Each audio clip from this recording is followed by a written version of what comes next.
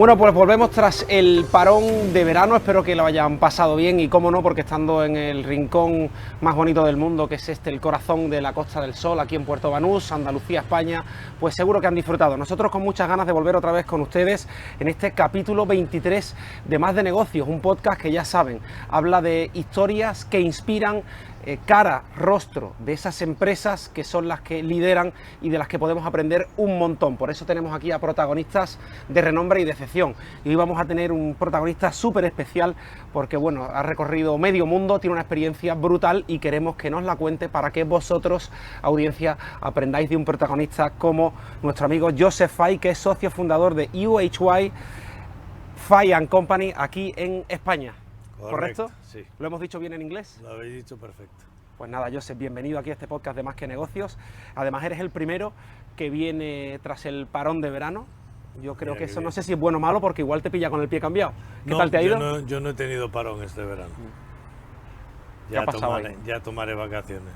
Eres de esos también que, oye, el verano masificado todo, vamos a escaparnos septiembre, octubre, que todo está más tranquilo, ¿no? ¿Sabes qué pasa? Que cuando los niños eran pequeños, mis hijas eran pequeñas, pues teníamos que ir de vacaciones en agosto o julio, obligatoriamente, pero ya hoy en día son mayores y no tengo necesidad de ir con todo el follón que se organiza en julio y agosto. Ahora me contarás un poquito sobre UHY y ese network que tiene por todo el mundo, pero precisamente por eso, una persona como tú, que tiene esa visión global, ¿dónde le gusta veranear? En Cádiz. Bien. Ahí me has ganado. Me has ganado. ¿Qué te gusta por aquí? ¿Qué conoces de Cádiz? Bueno, tengo una casa en Roche, en Cabo Roche, en Conil de la Frontera, que tiene la maravillosa playa de La Barrosa, y eso es mi sitio favorito del mundo entero. Y yo creo que además que lo dices desde un punto de vista objetivo, no es por jugar en casa o por ese sentimiento patrio, ¿no? Es que después de conocer tanto, habla uno con conocimiento de causa y en Cádiz hay que morir. Y Cádiz, te digo una cosa, de todos los sitios que he conocido de playa en el mundo, desde Bali hasta Brasil, pasando por Argentina, Chile, no hay mejores playas en el mundo que las de Cádiz. Ahora mismo, claro, broto de emoción porque al final soy gaditano y es bueno. verdad que bueno, también lo comparto, ¿no? ¿Qué crees tú que tiene Cádiz, macho? Bueno, tiene playas... Andalucía, vamos a meter un poco Andalucía, bueno, ¿no? Andalucía es una maravilla, pero es muy grande y tiene maravillas distintas en distintos sitios, ¿no? Cádiz tiene una ciudad preciosa, la ciudad de Cádiz es una preciosidad, es una tacita de plata, literalmente. Tiene, yo creo que las mejores playas del mundo, son playas limpias, atlánticas, de arena fina, y tiene una ventaja adicional que no tienen todas las playas atlánticas. Por ejemplo, no tienen las playas, digamos, de Galicia, ¿no? Y es que la plataforma continental de agua poco profunda en la zona de Cádiz sale hacia el mar una treintena de kilómetros, con lo cual, a pesar de ser mar Atlántico, el agua es más templada, más cálida, incluso que en Marbella, ¿no?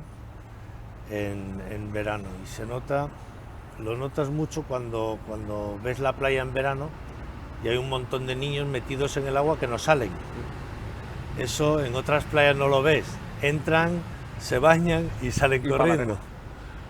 Y eso es porque esa plataforma de aguas poco profundas tan amplia hace que la temperatura del agua sea fresquita pero agradable.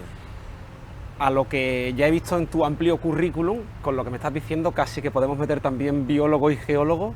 Bueno. Tienes una experiencia súper dilatada, así que ¿qué nos dirías para la audiencia quién es Joseph Fay? Pues Joseph es un señor ya con una cierta edad, porque el tiempo no perdona, de padre británico, de Manchester, y de madre santanderina, del norte de España, con dos hijas nacidas en Donosti, en San Sebastián, de madre madrileña, y que hemos pasado la mayor parte de nuestra vida en Marbella. Así que soy un poco de todas partes y de ningún sitio. Te viene de serie eso de ser de un ciudadano de un lugar llamado mundo, ¿no? Sí, lo que pasa es que los nacionales de mi nacionalidad británica por mi padre decidieron hace unos años hacer el mayor autodaño posible, que es el Brexit, y ahora estoy otra vez con NIE de no europeo y tengo que hacer en los aeropuertos las colas enormes de todos los no europeos, ¿no? Qué rollo, qué atraso, ¿no? Sí, es un paso atrás. Pues precisamente ahí se ha dado el paso atrás, pero ahora parece que vamos a ver la luz. Aprovecho ya esta oportunidad que tú me das y vamos a arreglar la situación en Gibraltar, ¿no? Dicen que ya se va a tirar esa verja que lleva 300 años, ya que has abierto tú esa veda, ¿no?, de relación hispano-británica. Sí. Es una oportunidad, seguro, ¿no?, para la zona.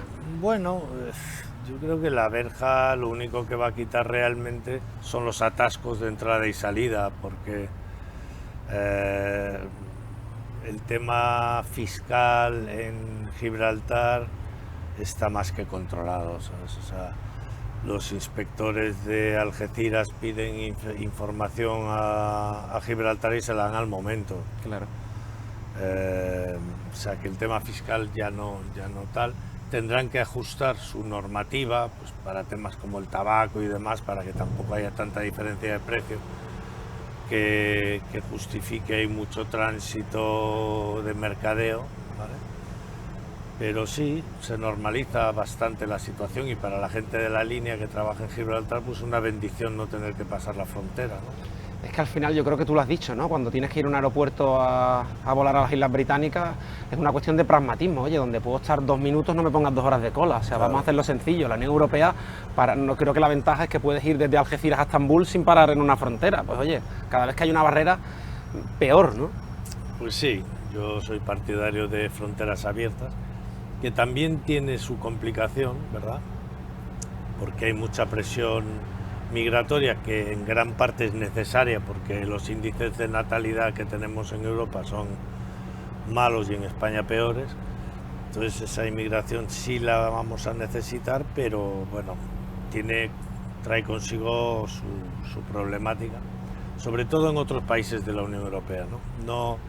No tanto en España, porque por suerte tenemos una hermandad histórica con todos los países de Centro y Sudamérica, que cuando vienen a disfrutar de vivir en España, pues se integran muy fácilmente porque culturalmente somos primos carnales, ¿no? Pero en otros países de la Unión Europea el tema migratorio pues sí les crea problemas culturales y demás, ¿no? De hecho, hablando del Brexit, una parte importante del voto a favor del Brexit vino motivado por eso. Que no es racismo, ¿vale?, sino más bien shock cultural, porque si en pequeñas ciudades, por ejemplo de Inglaterra, pasan de ser 80% británicos los habitantes, a lo mejor una ciudad de 40.000, a ser 20% británicos. Perdóname, Íñigo, que nos está diciendo aquí para el plano el compañero técnico. ¿Para atrás te refieres? Hacia el... Aquí, ¿no? Porque me daba todo el reflejo. Es verdad que me estaba dando, perdona, yo sé que me estaba dando el solazo aquí, digo, se me va a poner la oreja como un tío del Congo.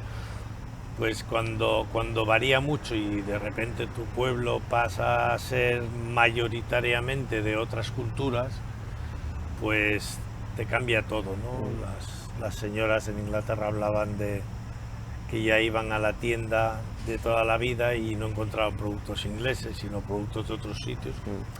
Que está todo bien, ¿no? Pero que yo creo que hay ese shock cultural, ¿sabes? Igual que cuando se hace una autopista se hace un estudio de medio ambiente para ver el impacto que tiene, pues el impacto cultural también es importante tenerlo en cuenta, ¿no? Y bueno, pero sí, fundamentalmente soy partidario de fronteras abiertas, pero no solo dentro de la Unión Europea, en el mundo entero. En general, y ya habrá que ir adaptándose, ¿no? Aunque bueno, se dice, ¿no?, de aquellos barros estos lodos. y ahora esa problemática relacionada con la inmigración no es lo mismo lo que puede pasar en Manchester, por ejemplo, que dices que vienes de ahí, a lo que está pasando en Madrid, ¿no? Yo recuerdo cuando estudiaba en Madrid que era una capital mucho más local, ¿no? Por así decirlo, mucho más pequeña. Ahora de repente se ha convertido en una capital de la hispanidad, por así decirlo, Claro. Y la adaptación de toda esa volumen capital humano que ha venido de Latinoamérica se adapta mucho más rápido y mucho más fácil.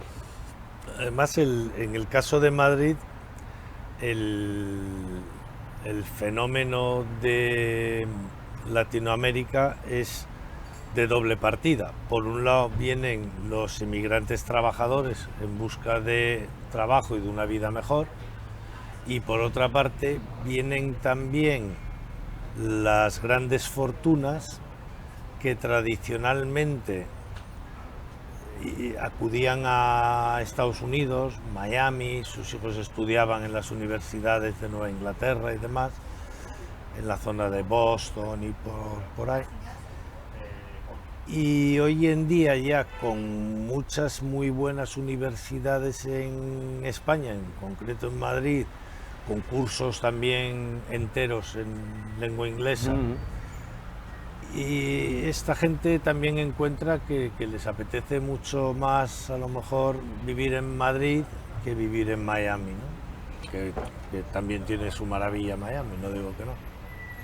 Yo creo que Madrid está ahora de dulce, ¿eh? Sí, pero claro, todo eso tiene un impacto en, por ejemplo, la vivienda, ¿no?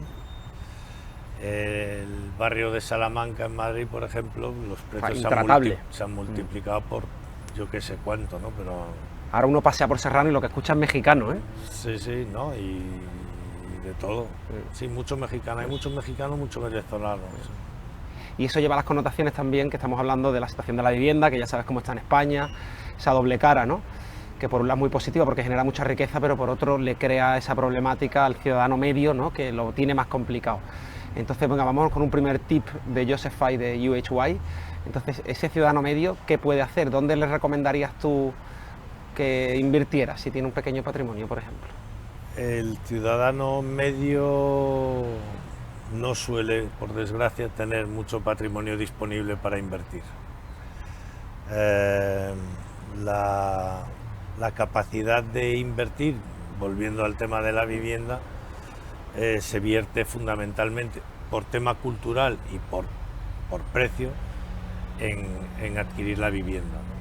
Entonces, una vez que una persona o una familia de ingresos medios tiene la posibilidad de entrar en la escalera de la vivienda, pues suele dedicar todo su patrimonio disponible a eso. Una vez pagada la casa, el colegio de los niños y la compra, no hay mucho que invertir, la verdad.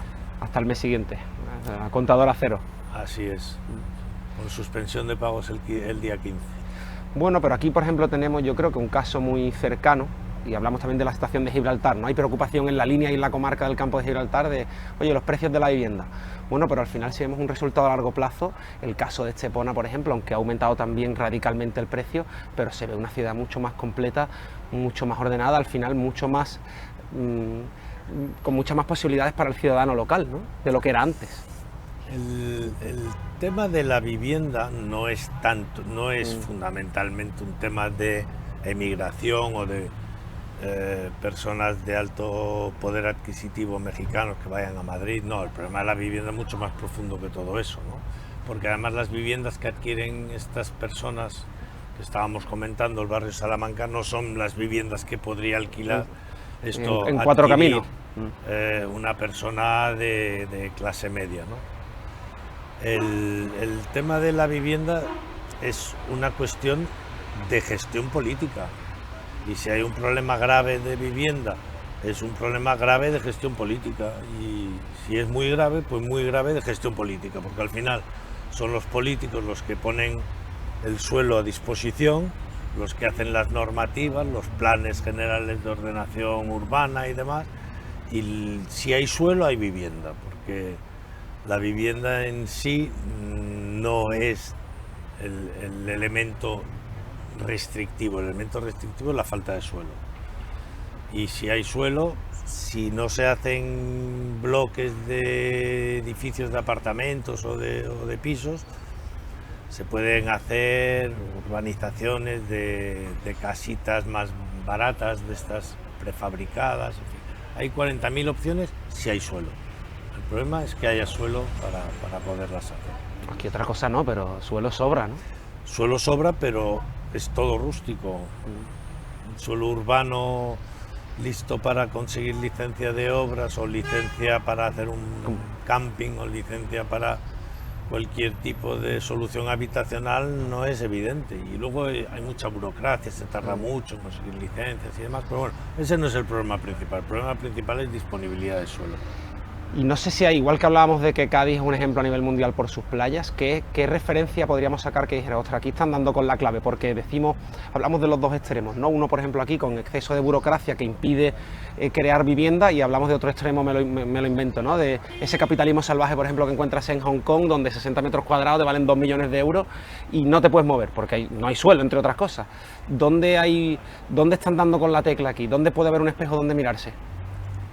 Hombre, yo creo que en los países del norte de Europa, en Escandinavia, en Holanda, tienen mucho mejor resuelto el tema de la vivienda, ¿no? ¿Por qué? Porque ponen suelo a disposición, suelo suficiente, son ágiles con la concesión de licencias, hacen viviendas de calidad a precios asequibles para sus salarios medios, que son más elevados que en España, y sin embargo las viviendas muchas veces son más baratas, menos caras que en España, ¿no? Con lo cual ahí la solución les sale.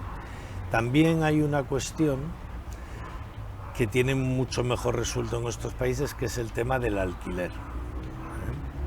Alquileres, digamos, sociales, una especie de vivienda de protección oficial, pero no te la vendo, te la alquilo, ¿no? A un precio razonable, y hay mucho más cultura de alquiler de la casa que de comprarla.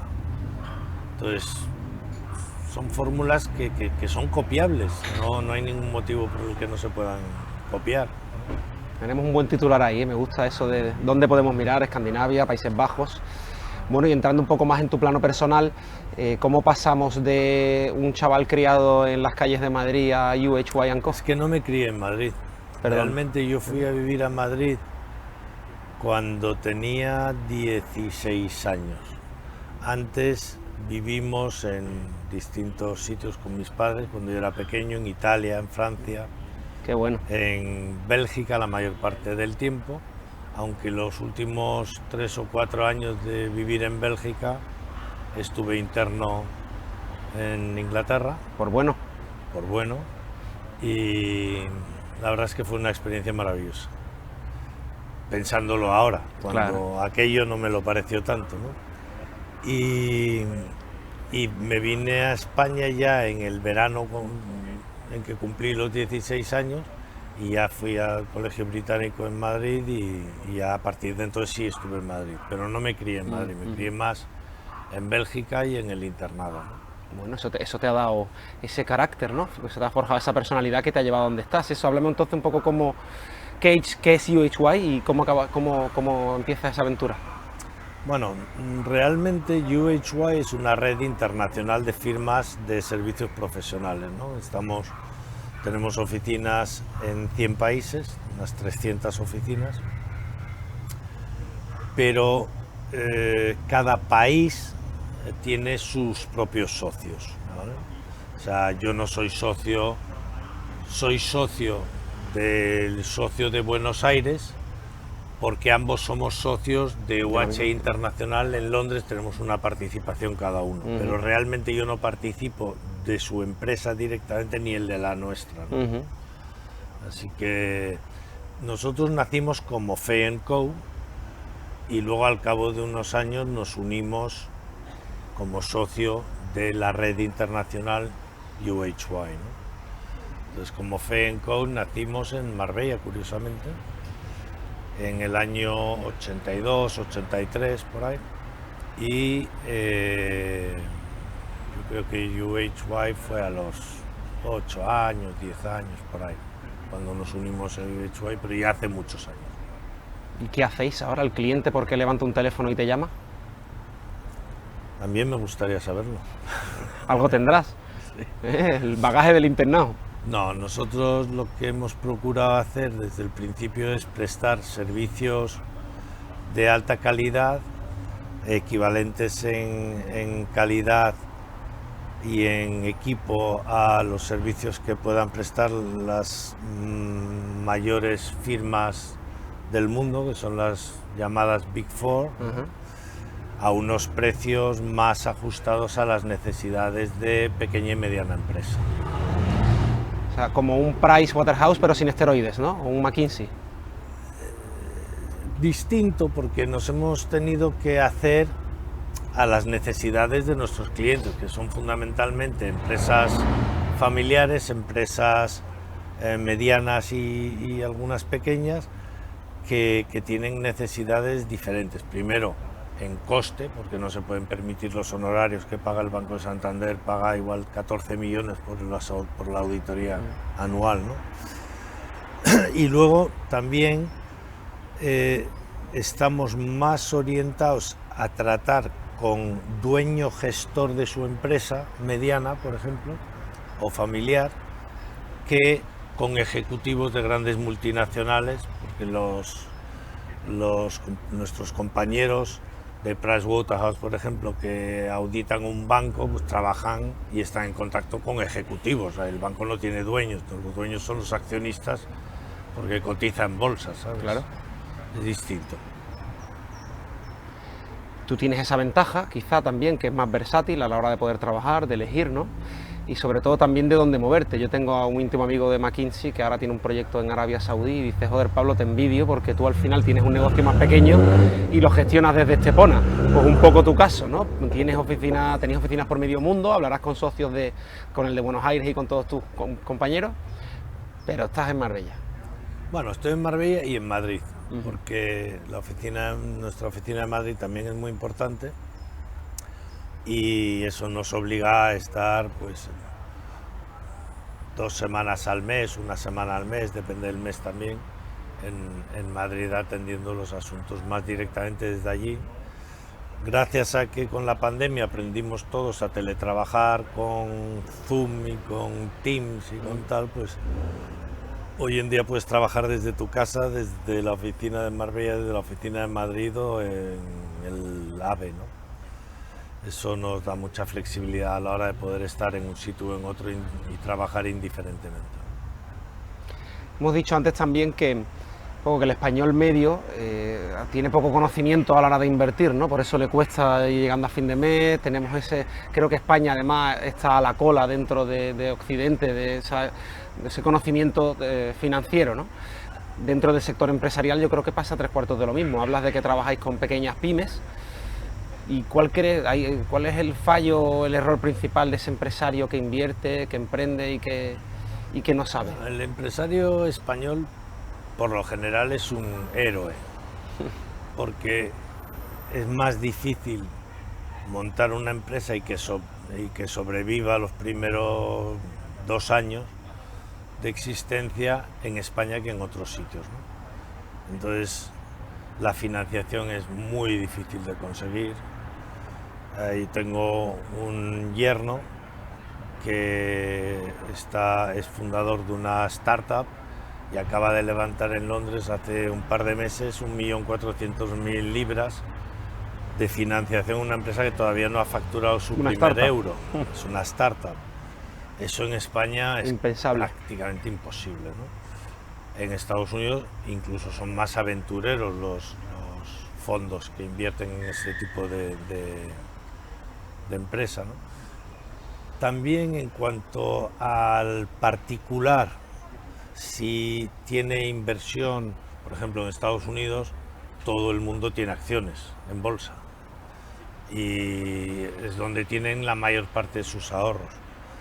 Es una cuestión cultural que en España no tenemos, ahora te voy a explicar en parte por qué, y también está relacionado con la vivienda. La vivienda en Estados Unidos generalmente mucho más barata respecto al salario de cada uno que en Europa en general y que en España muy en particular. Con lo cual tienen ese extra dinero que no tienen que invertir en su vivienda para poderlo invertir en tener ahí unas acciones para el día de mañana cuando se jubilen, ¿no? También todo el tema de previsión social, de seguridad social, es mucho más precario en Estados Unidos en general, con lo cual si tienes una enfermedad grave conviene que tengas un dinerito apartado, ¿no? Y luego en España también yo creo que en parte esa no cultura del pequeño inversor viene dado por la falta de confianza en el sistema. Tradicionalmente, no hoy en día, ¿eh? Y además hoy en día el tema de la inversión de particular está cambiando.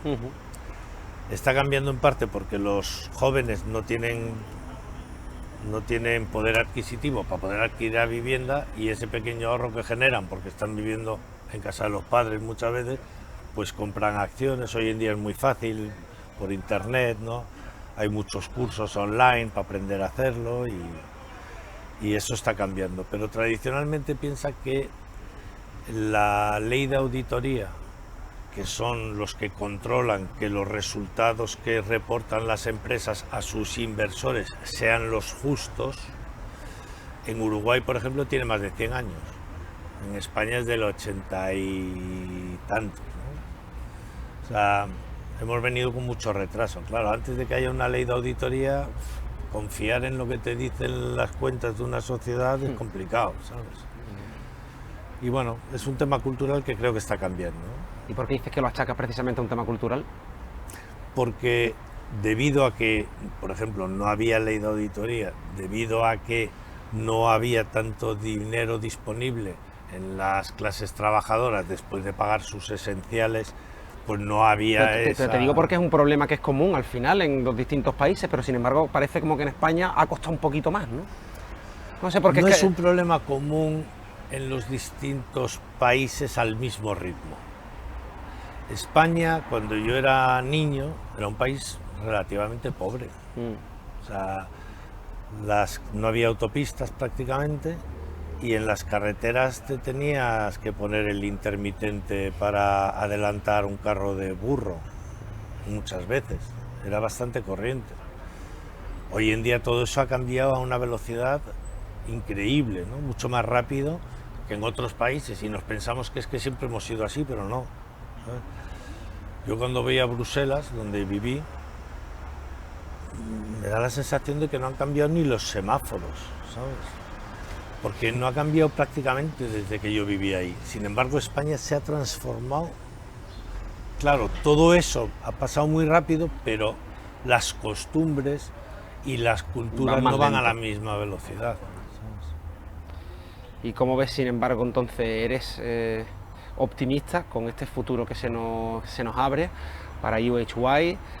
Ayer leía, ¿no?, que las empresas, por ejemplo, ya tienen incluso una causa de despido objetivo, el no saber manejar la inteligencia artificial, por ejemplo, ¿no? O sea, cómo está cambiando el libro, ¿no? Inteligencia artificial es lo que más va a cambiar probablemente el mundo, y desde luego nuestras profesiones, ¿no? Son profesiones del conocimiento al final, y las van a cambiar muchísimo, ¿no? Nosotros, por ejemplo, este verano, más de 50 personas del despacho, son unos 120 entre Madrid y Marbella, más de 50 han aprovechado el verano para graduarse en inteligencia artificial con los cursos de Google y de IBM, que son de lo más solvente que hay, ¿no? O sea que todos estamos haciendo un aprendizaje acelerado de inteligencia artificial para adaptarnos, y nos tendremos que adaptar en todos los sentidos, porque es una revolución, yo creo que sin precedentes, ¿no? ¿Y a ti te apetece formar parte de esa revolución sin precedentes o te quieres ir más a una furgoneta a caño? No, me apetece muchísimo, creo que es maravilloso, creo que nos va a mejorar la vida a toda la humanidad. Al final, como pasa siempre, ¿no?, el que mejor se adapta. Me llama mucho la atención cómo ha cambiado también otro término dentro del empleo, ¿no?, que es que vamos a pasar de una situación de de desempleabilidad a un término que no existía ahora, que es inempleable. Eso es muy discutible. Eso es muy discutible. Cuando empezó en el Reino Unido el ferrocarril, se temía que los cocheros que llevaban las diligencias de caballos por todo el país iban a quedarse sin empleo, como de hecho se quedaron sin empleo, y que claro, con un maquinista llevabas un tren equivalente a 40 diligencias, ¿no? Pero al final el ferrocarril también necesitaba gente que mantuviese las vías, gente que mantuviese las estaciones, que vendiera los tickets, los revisores. Al final no se creó más paro, se creó más empleo, más riqueza. O sea que las revoluciones que van a eliminar el empleo es un tema que es un tópico y es muy discutible, ¿sabes? Hombre, pues está bien que lo digas, porque y más una persona con tu experiencia y tu bagaje, porque hay mucha sensación, ¿no?, ahora de duda, de temor. Entonces, claro, cuando hay duda y temor, el dinero se va por la ventana rápido, ¿no? Pero eso, yo creo que hay que ser optimistas a todo esto, tío. Son herramientas muy positivas, muy buenas, que al final nos van a acabar ayudando a todos. Nos van a mejorar la vida. De hecho, hablando de tecnología y empleo, si te fijas, los países más tecnológicamente desarrollados, con mayor número de robots en sus fábricas, son los países que menor tasa de desempleo de paro tienen. Sí, tenemos el caso de China, que creo que no tiene ni un 2%. Bueno, China es un caso particular, porque al ser un sistema comunista, capitalista comunista, o lo que llaman economía social, creo que le llaman. Bueno, el caso es que ahí operan factores distintos, porque el libre mercado no es evidente, ¿sabes? Si el gobierno te dice que tu empresa tiene que emplear a estos 500 señores, tú los empleas y ya está, ¿no? Bueno, pues dan después manga ancha a la hora de trabajar. O sea, yo creo que de comunista tienen el nombre como de Podemos, de popular el PP, o de Poder Podemos, ¿no? Sí, lo que pasa es que las estadísticas de empleo, de paro, hay que ya después, claro, las dan ellos. Hay que leerlas entre líneas, ¿no? No, pero te digo, Taiwán, por ejemplo, que es la China, digamos, no comunista, tiene unas tasas prácticamente de empleo total. Y uno de los países más tecnológicos del mundo. Es probablemente el más tecnológico, ¿no? Porque los microchips que hacen en Taiwán son los mejores del mundo.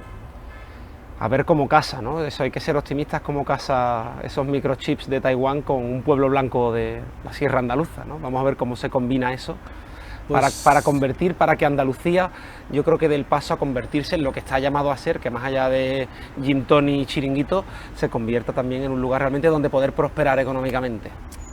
Pues yo creo que volvemos en gran parte a la voluntad política, ¿sabes? Por ejemplo, Taiwán tiene un problema, tiene la mejor empresa del mundo de fabricación de chips de altísima tecnología, pero saben que tienen la amenaza china, que está todo el día amenazándoles con que les va a invadir, y se quieren diversificar, es decir, montar fábricas, megafábricas en otros sitios. En Arizona están haciendo una ahora mismo, con problemas de adaptación, pero la van a hacer, y esa fábrica va a hacer microchips hechos en Estados Unidos. En Europa podríamos hacer lo mismo, lo que pasa es que somos menos espabilados los europeos, ¿no? Porque yo estoy seguro que esta empresa taiwanesa estaría deseando tener una mega fábrica también en Europa. Y si una cosa tenemos en España, como decías antes, es suelo, ¿no?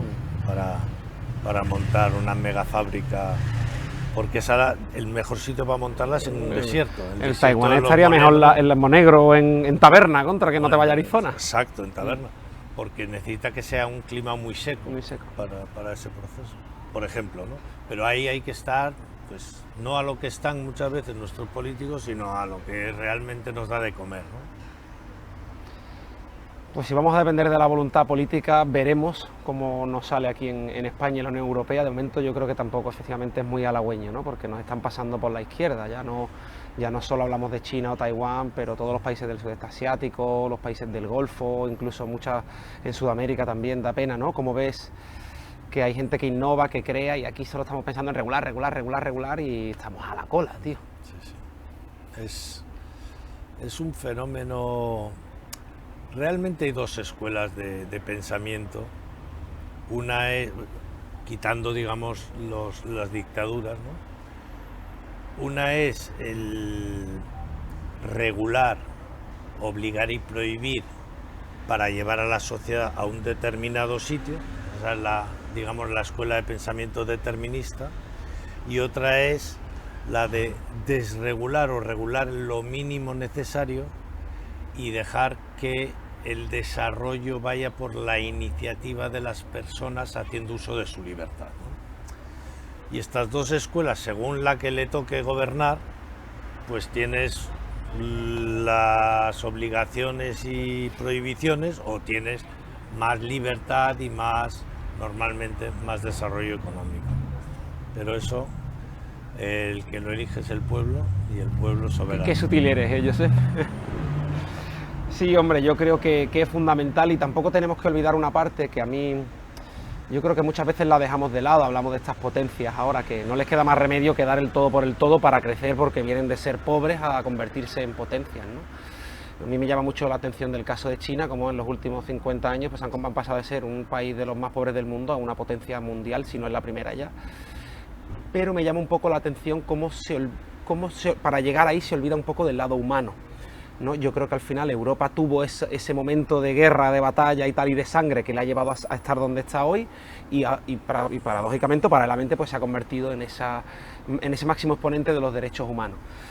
¿Por qué te digo esto? Porque creo que hay una parte humana también que creo que es muy importante cultivar como empresario, como persona, para poder conseguir el éxito. O sea, que tu éxito no solo se mide en cómo va tu cuenta bancaria o en tu cuenta de resultados de la empresa, ¿no? Claro. Y precisamente ahí yo creo que tú también juegas un papel interesante. Me pasan el currículum los compis del CIT, con los que aprovecho, por cierto, en romper una lanza a favor del equipo, porque son fantásticos. Son fantásticos, la verdad. Hacéis una labor muy buena, te lo digo ya como socio emprendedor que viene de nuevas a la costa, y creo que el CIT es una herramienta fantástica, y desde que me he abrazado a ellos va súper bien, así que enhorabuena, ¿no? Y te digo eso porque... De parte de todo el equipo. Tiene un abrazo, por supuesto, a todo el equipo que lo hacen posible, ¿eh? Gracias a Carlos, a Belén, a Lola, a todo el equipo que hacen posible que este podcast sea real, y que nos traigan protagonistas de la talla de Joseph Faye. Y hablamos de que tú tienes esa parte también social, porque eres presidente de la fundación de Aloha College. Fuiste presidente. Fui presidente, estuve en la fundación de la fundación, o sea, pasamos de ser sociedad... Okay. ¿Qué es Aloha College y qué hace? ¿Qué parte social tienes? Es un colegio internacional en Marbella que imparte el currículum fundamentalmente el británico, y en el bachillerato hace también fundamentalmente el bachillerato internacional, ¿no? El IB. Mis hijas estudiaron ahí, me invitaron a formar parte del Consejo de Administración de la sociedad. Un colegio es una entidad educativa, no tiene sentido pagar impuestos de sociedades, por lo que reinviertes, y entonces lo convertimos en una fundación, que fue bastante difícil porque necesitábamos que todos los padres, accionistas todos, votaran que sí por unanimidad. Pero bueno, se consiguió, montamos la fundación y estuve 15 años en el patronato de la fundación, y los últimos 5 años me eligieron como presidente de la misma. ¿Y qué has hecho? ¿Qué has conseguido? Pues yo creo que conseguimos mejorar mucho el nivel de educación, porque hicimos la transformación de lo que en la OCDE llaman tercer nivel de calidad educativa a lo que llaman cuarto nivel, que es el máximo hoy por hoy, ¿no? Digamos que el primer nivel es saber leer y escribir y sumar. Segundo nivel es saber hacer esas dos cosas e introducir también conceptos pues, químicos y de otras disciplinas. El tercer nivel es hacer lo mismo a mayor grado e integrándolo, de manera que lo que estudias en matemáticas te sirve para física y tal. Y el cuarto nivel es muy interesante porque pone todo el énfasis en el pensamiento crítico. Es decir, no te van a hacer una pregunta diciéndote explícame esto o resuélveme esta fórmula, sino que siempre te van a pedir tu opinión. Que pienses, claro, al final. Para poder tener una opinión, por ejemplo, sobre un tema de historia, no basta con saber lo que pasó. Tienes que tener un conocimiento profundo para formarte una opinión. Y todo ese proceso fue muy complicado porque no solo hay que impartirlo, hay que formar a los profesores que sepan impartir de esa manera, ¿no? O sea, que volvemos a lo que estábamos diciendo, que pasas de ser el ejecutivo agresivo, por así decirlo, ¿no?, empresario, y tú dices, bueno, pero también quiero cultivar esta parte mía humana y te metes de lleno en un tema tan importante como es la educación, que yo creo que es la base de la pirámide al final. Pero yo no me... Sí, pero no me considero un ejecutivo agresivo. En buen sentido, entiendo. En nuestro sector, el sector del conocimiento, ¿no?, de servicios profesionales, el producto somos nosotros, somos los 100 y pico personas que estamos en la firma, ¿no? Y las personas que tienen conocimiento pueden decidir hacer horas silla o realmente aplicar su conocimiento de manera proactiva, positiva, que beneficie al cliente, ¿no? Y es un acto voluntario. Tú puedes obligarle a que esté de 9 a 6 sentado en una silla, pero no le puedes obligar a que esté pensando, a que esté siendo productivo, ¿no? Entonces, realmente el trato dentro de la firma es como tienes que olvidarte de que les pagas, porque eso es higiénico, y tratarles como si fueran voluntarios, como si no cobraran. Porque lo que tienes que conseguir es que quieran hacer lo que el cliente necesita que hagas. Y que sea motu propio, ¿no? No una imposición. Y al final eso te ayudará formando personas. Entonces es todo un entorno muy social, porque prácticamente no tenemos estructura ¿sabes?, jerárquica, ¿no? Jerárquica, prácticamente no existe. Pues ese formato a mí me gusta mucho también, yo también lo aplico a la empresa, de oye, todos pensamos, todos aportamos, aquí tú puedes tener una idea que puede ser mejor, ¿sabes?, que puede complementar a la del otro, y no quiere decir que porque yo esté en una situación de rango más alta, pues no puedas aportar tú tu idea, ¿no? Es que si yo puedo tener buenas ideas también, igual que todos los demás, pero si solo las tengo yo, pues tendremos una buena idea al trimestre, vamos a decir, ¿no? Si hay 120 personas teniendo buenas ideas una vez al trimestre, pues son muchas buenas ideas al mes. ¿Y qué haces tú ya, y por ir terminando, que esto nos podemos quedar aquí horas, pero tenemos, no sé si está por ahí Mano, que es otro que grabamos hoy, otro crack en el tema educativo, en el Roche, ¿no? Ah, claro. ¿Qué haces tú entonces en el plano personal un poco para mantener, qué hábito o qué cultiva Joseph para mantener ese equilibrio entre dar lo mejor de ti en el plano profesional y en el personal? En el personal te refieres a... Como humano al final, con los tuyos, con tu gente, llegar y ser que digan, joder, viene a la oficina, viene un buen tío, ¿sabes? Pues en lo profesional procuro estar al día y ayudar al equipo a que esté al día, por ejemplo, en el tema de inteligencia artificial y en otras muchas cosas, ¿no? Que si queremos no caer en el olvido por parte de los clientes o queremos no volvernos obsoletos, tenemos que estarnos renovando todo el tiempo, ¿no? Entonces, en lo profesional yo considero que esa es quizás mi más importante labor, y en lo personal intento ser buena persona, intento cultivar ser buena persona, hacer las cosas bien. ¿Y cómo se hace eso? Parece fácil, ¿eh? Se hace con mucho análisis de conciencia. Se puede hacer de muchas formas, se puede hacer con amigos, con familiares, con grupos de terapia, se puede hacer de muchas maneras, pero al final de todo es tener la ocasión, por lo menos 1 o 2 veces en semana, de analizar un poco qué has hecho y si está bien o no está del todo bien. Sí, está chulo. Al final no se trata de, oye, eso, cómo he terminado el mes, cómo he cerrado las cuentas, ¿no? De, oye, qué he hecho, ¿no?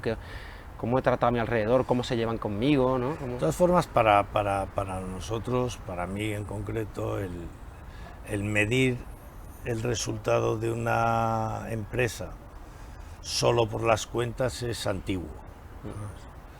Las cuentas y que la empresa sea solvente es fundamental para que sea sostenible, Claro, si no que mañana es se va mínimo, todo el mundo ¿sabes? al paro, ¿sabes? Pero la empresa tiene que conseguir otras muchas cosas, tiene que conseguir que las personas que estén trabajando en la empresa tengan una satisfacción, tengan una proyección de carrera profesional, tengan un salario digno que les permita tener la tranquilidad suficiente para no venir al despacho a trabajar con cómo voy a pagar el alquiler y que además tenga un impacto social lo más positivo posible. Y esto va en todos los sentidos, desde cómo actúas en tu día a día hasta cómo asesoras a los clientes, ¿sabes? No decirle, mira, por aquí podemos hacer una trampa, tal. No, vamos a hacer las cosas bien, vamos a asesorarte para que tú también hagas las cosas bien. Ser claro, prístino, estas son las Ser cartas. claro, transparente y honesto. Parece fácil, como decimos, pero seguro que no lo es. Entonces nosotros para analizar a los protagonistas que os sentáis aquí en cada programa, Joseph, pues a mí me gusta preguntarles, ¿no? Esos son hábitos clave que definen a uno, ¿no? A mí me gusta preguntar que digan, bueno, pues una película o serie de referencia, un libro y una comida.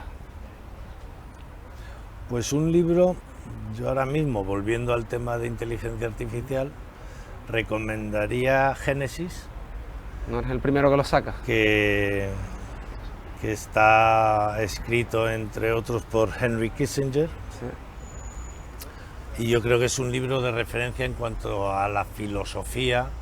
O sea, ¿ya Kissinger escribía sobre inteligencia artificial? No, escribió poco antes de morir, murió creo que hace un año, año y medio. Pues ya tiene una carrera prolífica Kissinger, Claro, ¿eh? este no fue presidente de Estados Unidos porque no había nacido en Estados Unidos. Sí. Pero Correcto. sí, fue secretario de Estado muchos años y muy importante. Fue el inventor de los acuerdos SALT de limitar el armamento nuclear entre Estados Unidos y la Unión Soviética, y el que lo parió y el que lo gestionó todo, ¿no? Yo recomendaría ese libro. Génesis de Kissinger, qué bien. A mí me encantó el de, precisamente fue también es un experto en China, porque ha sido el que ha mantenido siempre las relaciones bilaterales y tiene un tomo de China complejo ahí que lo analiza en profundidad, súper chulo. Fue el artífice de la visita de Richard Nixon a China. Luego, una película, a mí la que más me ha gustado de las últimas que he visto en los últimos tiempos es Rocketman, la de la vida del cantautor británico, ¿cómo se llama? ¿David Bowie? No. Bueno, David Bowie también me gusta. Sí, hombre, otro clásico, claro. Siempre que toca el piano, ¿no? Sí, sí, pero es reciente, es de ahora, ¿no? Sí, es de hace poco, un par de años o 3. ¿Y qué más me habías Y nos preguntado? falta, por último, como no, que hay que llevarse a la boca para mantener a Joseph contento. A mí me gusta mucho la carne. El pescado también, pero me gusta más la carne. Además, ya con mi edad necesito mantener la masa muscular y necesito proteína, ¿no? Así que me viene bien. Venga, vamos a ser posible que sea socio, pero oye, abrimos el abanico. Bueno, aparte de eso, me gusta mucho la paella. Me gusta mucho la paella. Me gusta mucho el gazpacho. Digo, para que no sea todo carne. Y el pescado también. ¿Qué recomiendas por aquí de carne? Hombre, hay carne buena en Andalucía. Si te quieres salir de la Costa del Sol para no hacer agravio comparativo. Pero hay buena ganadería, sobre todo en la zona de Cádiz, en la zona de la Janda. Sí, ahí. Esa vaca retinta, ¿eh? Sí, la retinta, buenísima calidad, se alimentan con pastos buenos. Y de pescado aquí tenemos el paraíso del mundo. porque tenemos todo el pescado del Mediterráneo, todo el pescado del Estrecho y todo el pescado del Atlántico. Te estás mojando, o sea, entre el fish and chip por parte paterna y el pescado de aquí, yo creo que no hay discusión, ¿verdad? No hay discusión posible. Además, en Inglaterra no les gusta el pescado, consumen poquísimo pescado.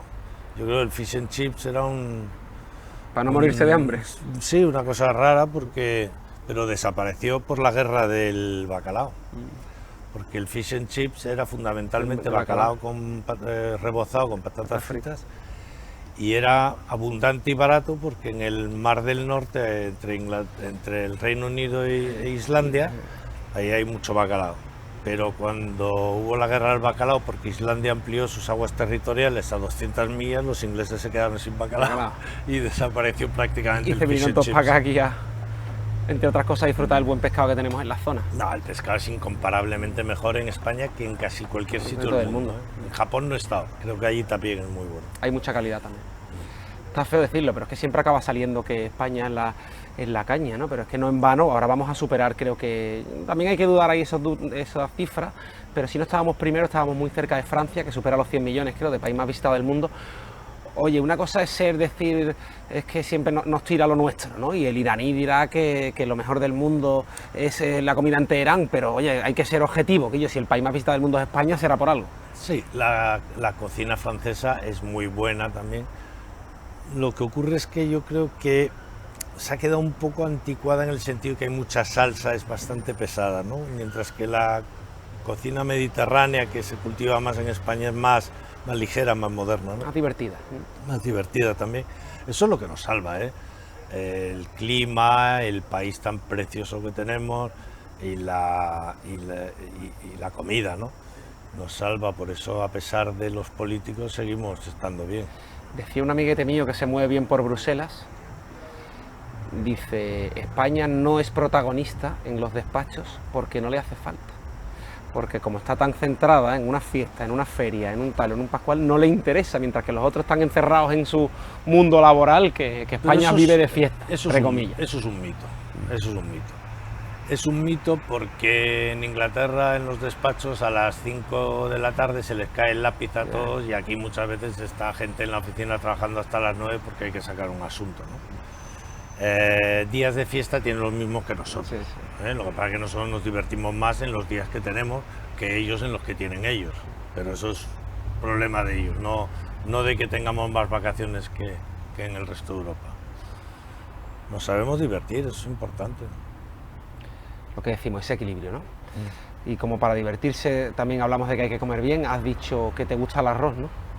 Me gusta mucho el arroz. Pues tenemos un regalo, Josep, ya que has venido, te has molestado, te hemos sacado de tu oficina, acaba de empezar la temporada y has dicho, voy a visitar a Más que Negocio, así que te doy las gracias personalmente, parte de todo el equipo. Muchas gracias. Que es un gusto tenerte aquí y por eso te queremos ofrecer pues tu bono regalo que nos dan los amigos de Arrozante.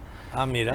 Para que te vengas precisamente a este templo del arroz, la casa del arroz que se llama, para que lo disfrutes con quien tú quieras. Y hoy, pues te lo agradezco muchísimo porque me encanta el arroz. Hoy creo que vamos a probarlo, no sé si estoy haciendo spoiler, pero está espectacular aquí, macho. Yo soy un friki del arroz y el de Arrozante es increíble. Pues lo voy a disfrutar muchísimo yo también. Pues nada, ¿has Muchísimas disfrutado del ratito? Me ha gustado mucho la conversación. Pues me alegro. Muy amena y muy interesante. Pues sí, señor, Josep Fay. Muchísimas gracias. Despedimos nuestro capítulo número 23 de Más que Negocios con Josep Fay, UHY, ya lo han visto, una visión muy clara, muy amplia, un capítulo que seguro que van a disfrutar muchísimo, como prácticamente lo que intentamos todos hacer aquí en Más que Negocios, con un gran equipo de profesionales. Como siempre, gracias a ustedes por estar ahí, nos vemos la semana que viene.